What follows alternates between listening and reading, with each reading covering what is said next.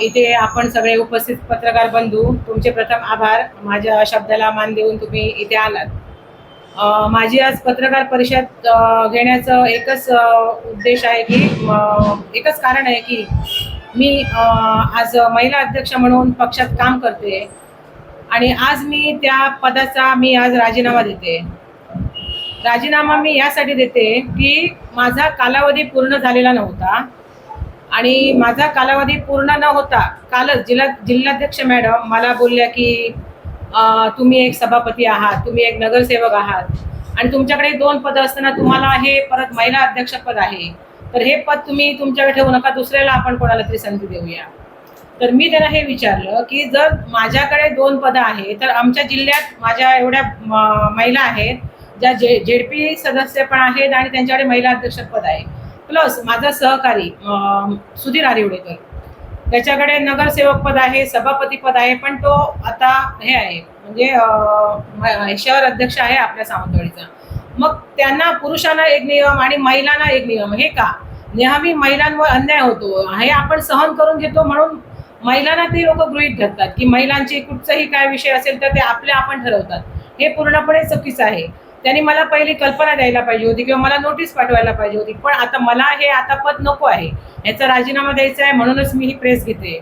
जर मला ह्याच्या विरुद्ध आवाज उठवायचा असतं तर मी आमचे पालकमंत्री आहेत नितेश राणे साहेब, प्रदेशाध्यक्ष आहेत रवींद्र चव्हाण साहेब, यांच्याकडे जाऊन मी माझी व्यथा मांडली असते की मी असं कामात कुठे चुकली आहे का.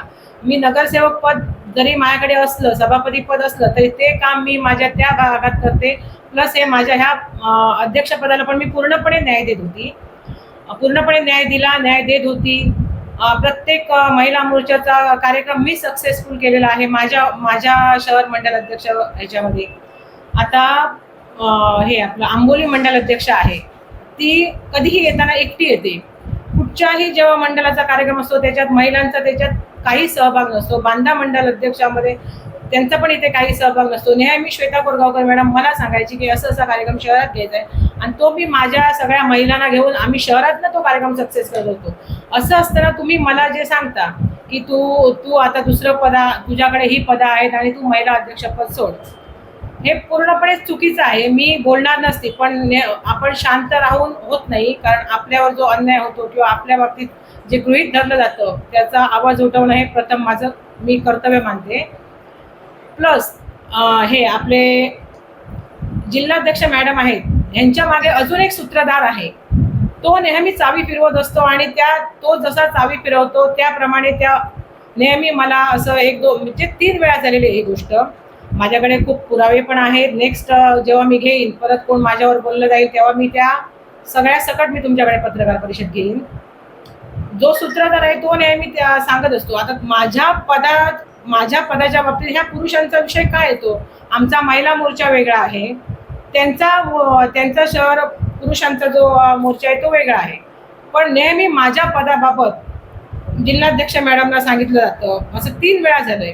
गेल्या वेळी पण संजू परब असताना पण मी फक्त विशाल परब यांचे पिशव्या फक्त ह्याच्यात वाटलेल्या होत्या, त्या सगळ्या वॉर्डमध्ये त्याने दिलेल्या होत्या. श्वेता कोरगावकर मॅडम पण त्या विशाल परबांचं काम करत होत्या. सगळेजण विशाल परबांचं काम करत होते. पक्षातले आमचे लोक त्यांची मोठी ॲम्ब्युलन्सच्या वेळी मोठा हे झालं, इथे मोठा कार्यक्रम झाला, तेव्हा सगळे आमचे प्रभाकर सावंत, जिल्हाध्यक्ष प्रभाकर सावंत, ह्या जिल्हाध्यक्ष मॅडम प्लस सगळे आपले पदाधिकारी होते. मी खरं तिथे गेलीच नव्हती, पण मी साधे नुसते आमच्या वॉर्डमध्ये आलेल्या पिशव्या मी गणपतीच्या आमच्या वॉर्डमध्ये वाटल्या.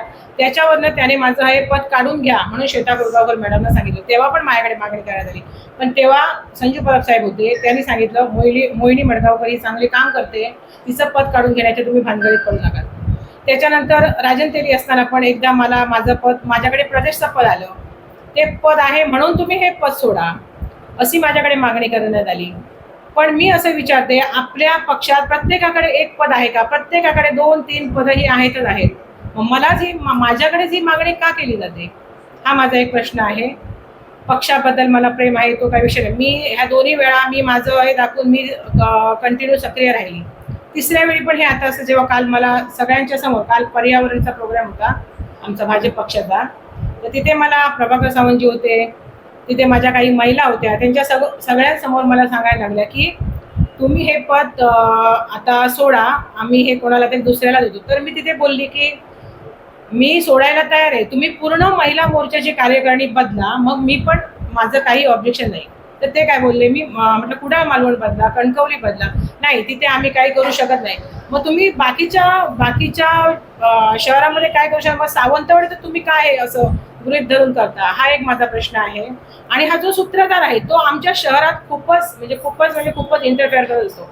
आमची शहरातले जे लोक आहेत, म्हणजे आमचे सगळे सहकारी आहेत, बंधू सहकारी आहेत, किंवा आम्ही सगळ्या एकोप्याने वागतो, ते आम्हाला सगळ्यांना मान सन्मान व्यवस्थित देतात, आमच्या शहरातले लोक.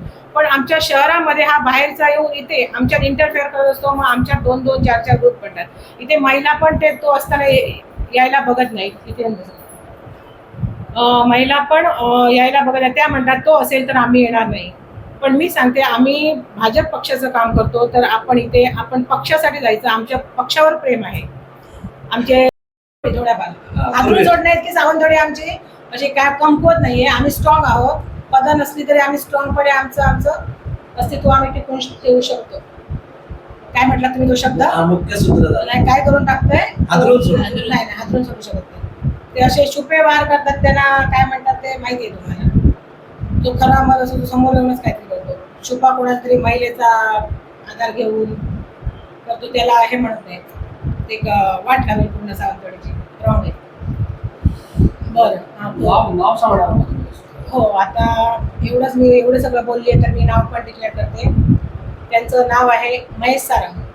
ते नेहमी माझ्या विरोधात असतात, नेहमी माझ्या विरोधात कुरघोडी करत असतात. मी जेव्हा निवडून आली तेव्हा इथे मी आलेली, थोडक्यात बोलते, निवडून आली तेव्हा मी इथे आलेली, ते इथे होते. मी काहीतरी कशासाठी आली, तिथे मी दोघंच माणसं मोठी होती, इथे आली. त्यांनी साधं माझं अभिनंदन पण केलं नाही. मी भाजप पक्षाची म्हणून निवडून आली. ते भाजपचं म्हणजे भाजप लोक बघत नाही, भाजप माइंड करून ते बोलतात. मी ते भाजपची एक कोणतरी निवडून आलेली आहे व्यक्ती, मोहिनी मडगावकर सोडूनच द्या, मोहिनी मडगावकरचं नावच नको, पण ती व्यक्ती भाजप म्हणून निवडून आली. तिचं अभिनंदन करण्याचं कर्तव्य होतं. एका शब्दाने माझ्याशी ते बोलले नाही, किंवा अभिनंदन हा विषयच झाला नाही. त्याच्यावरनं माझ्यावर किती राग असेल, आणि मी त्यांचं एवढं काय केलं आहे हे मला तर कळत नाही आहे. त्याच्यामुळे हे असं 3 वेळा झालं आहे. 3 वेळा माझ्याकडे काय गोष्टी, माझ्याकडे काय आहे असं हे माझ्याबद्दल झालेलं गॉसिपिंग किंवा काय. पण मी आता फक्त नाव डिक्लेअर केलं आहे. त्यांचा राग काय माझ्यावर माहीत नाही, माझ्या पदाला त्यांचं काय जिव्हाळा आहे, त्यांना कोणाला आणायचं आहे हा आता आम्ही नंतर बघूच ना. काम करू दे तिला, आम्ही तिच्या पाठी असणार, जी कोण ते आणणार त्यांच्या मागे आपण असू ना, सगळे आम्ही सगळे असणार, आम्ही काम करणार सदस्य म्हणून.